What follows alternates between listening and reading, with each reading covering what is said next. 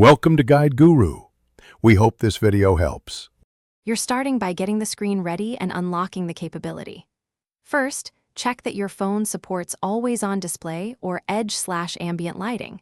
If not, install a trusted app.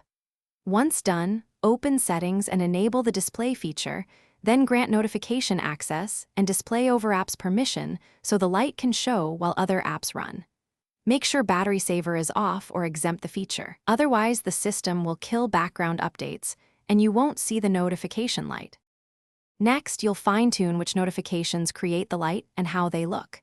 In the App or System panel, choose the apps allowed to trigger the light, then set color, duration, and blink pattern so you can quickly recognize priority messages. Grant notification priority if available so important alerts bypass Do Not Disturb. Once configured, send a test message or use the built-in tester. If the light appears, you're good.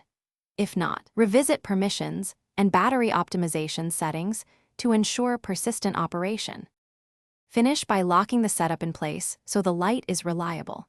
Exempt the notification app or system service from battery optimization and confirm Do Not Disturb rules allow your selected alerts.